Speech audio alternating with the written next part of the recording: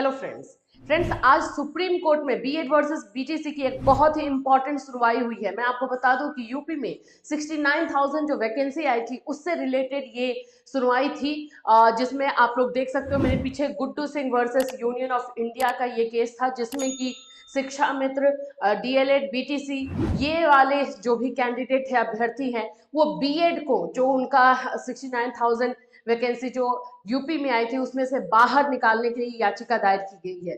अब इसमें एक नया मोड़ आ चुका है फ्रेंड्स। मैं आपको बता दूं, पिछले सुनवाई तक जहां ऐसा लग रहा था कि ये केस रिजेक्ट हो जाएगा और डिसमिस कर दिया जाएगा, वहां पर इस केस में एक नया मोड़ आ चुका है। क्या हुआ है आज की सुनवाई में, बहुत इंपॉर्टेंट है बीएड अभ्यर्थियों के लिए, तो जरूर लास्ट तक देखिएगा।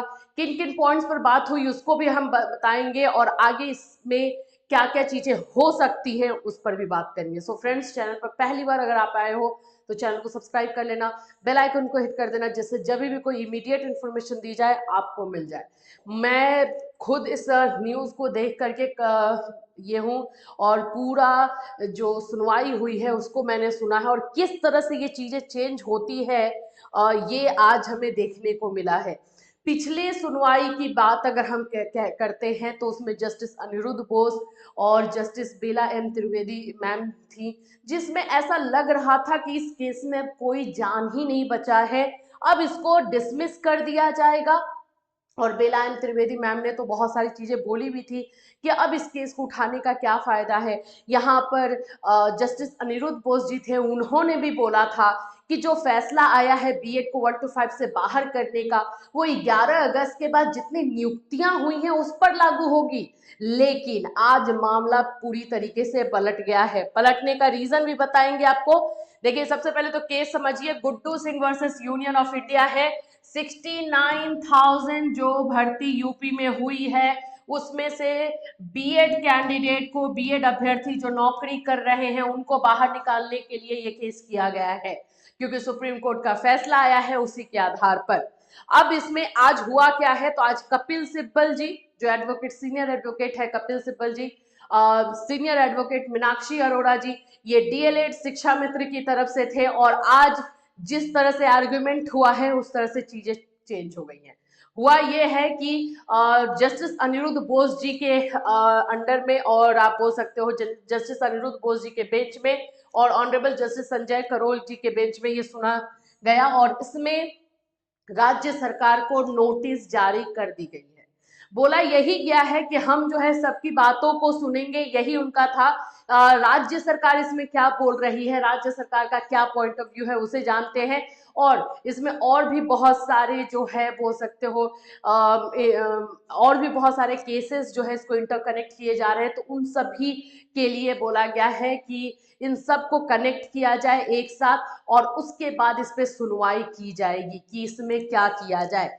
69,000 जो भर्ती हुई है उसमें बीएड कैंडिडेट जो सिलेक्ट हुए हैं उसको लेकर के ये मामला है। इसमें मार्क्स को लेकर के कम कराने की भी बात थी कि भाई जो क्वालिफाइंग मार्क्स है उस पर भी सोचा विचार किया जाए, तो बहुत सारी चीजें चली। इसमें जो बीएड के एडवोकेट थे उनकी तरफ से पॉइंट यही रखा गया कि ऑलरेडी इस मामले को खारिज कर दिया गया था, फिर से इस मामले को लाया गया है। तो कपिल सिब्बल जी वहां थे, उन्होंने कहा कि वो दूसरा मामला था माय लॉर्ड और ये दूसरा मामला है और इसमें हम इसलिए चल रहे हैं क्योंकि कानूनी तौर पर बीएड एलिजिबल ही नहीं है 1 to 5 को पढ़ाने के लिए। जो 2018 के कानून के तौर पर या 2018 के गैजेट के आधार पर बीएड को 1 to 5 में सिलेक्ट किया गया है, वो जब गैजेट ही अमान्य हो गया है, उसको ही क्वैश कर दिया गया है, तो फिर इस भर्ती में बीएड के रहने का क्या मतलब। इस तरह से आर्गुमेंट हुआ है, बहुत ही चीजों को चेंज कर दिया है। बीएड अभ्यर्थी अभी भी आप लोग अगर साथ में नहीं आए तो मामला बहुत बदल सकता है, चीजें बहुत ज्यादा जो है और ज्यादा क्रुशियल हो सकती है। मतलब इसे ही बोलते हैं कि जो एक धमाकेदार जो एडवोकेट होते हैं, जो अपनी बात को रख सकते हैं, अपने उनकी बातों में वजन होता है, वो चीजें यहाँ पर देखने को मिली है। सिर्फ उनके आर्गुमेंट के बेस पर ये चीजें हुई, क्योंकि लास्ट सुनवाई तक हमें तो लगा था कि नेक्स्ट सुनवाई में से खत्म ही कर दिया जाएगा, लेकिन चेंज राज्य सरकार को नोटिस गया है कि राज्य सरकार जल्द से जल्द जो है इस पर अपना पॉइंट ऑफ व्यू क्लियर करे, और इसकी सुनवाई अब 2 सप्ताह बाद यानी 2 वीक्स बाद का जो है टाइम दिया गया है। 2 सप्ताह बाद इसमें फिर से सुनवाई की जाएगी, फिर से चीजों को जो है स्टार्टिंग से सुना जाएगा, क्या क्या चीजें चल रही हैं, क्या किया जा सकता है, ये सारे पॉइंट ऑफ व्यू वहां पर देखे जाएंगे, सुने जाएंगे, उन पे चर्चा होगी। तो बीएड वर्सेस बीटीसी 69,000 यूपी के बच्चे जो जो लोग अभी नौकरी कर रहे हैं, उन लोगों को सतर्क होने की जरूरत है, एक होने की जरूरत है, और खास करके एडवोकेट का भी बहुत हाथ है, आप लोगों को उस पर सोचना पड़ेगा, बिल्कुल उसको आप लाइटली नहीं ले सकते हैं। इसीलिए जो है चीजों को आपको एनआईओएस डीएलएड के बच्चे जो अपने केस को फाइट कर रहे हैं, कोर्ट में फाइट करने वाले हैं, तो वहां पे बार बार बोला जा रहा है कि सीनियर एडवोकेट का होना वहां बहुत ज्यादा जरूरी हो, बहुत ज्यादा मायने रखता है। तो आज जो है यही चीज है, Guddu Singh versus union of India जो केस याचिका दायर की गई, उसमें आज यही सुनवाई हुई है, जिसमें पूरी तरीके से मामला बदल चुका है। अब इसमें क्या चीजें होंगी, क्या अपडेट आएगा, 2 सप्ताह के बाद जब इसका डेट आएगा तब हम बिल्कुल देखेंगे और बताएंगे आपको कि क्या क्या चीजें हैं। उसके पहले जो है कोर्ट का रिपोर्ट आ जाए कि क्या चीजों के आधार पर ये किया गया है, तो और अच्छे तरीके से क्लियर हो जाएगा।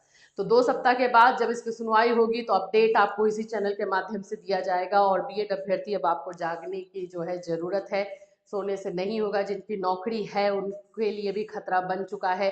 बिहार का हाल आप देख चुके हो, सब्जेक्ट टू आउटकम नहीं है। यूपी 69,000 वाली जो भर्ती है, जो लगातार आप लोग मुझसे यही क्वेश्चन पूछ रहे हो, क्या ये सब्जेक्ट टू आउटकम है? डेफिनेटली नहीं है, बिल्कुल सब्जेक्ट टू आउटकम नहीं है, क्योंकि उस समय तक दूर दूर तक ऐसा कुछ नहीं था, तो नहीं है। लेकिन अब सुनवाई जिस तरह से हो रही है, आर्गुमेंट जिस तरह से हो रहा है, चीजें बदल सकती हैं, तो प्लीज केयरफुल हो जाइए।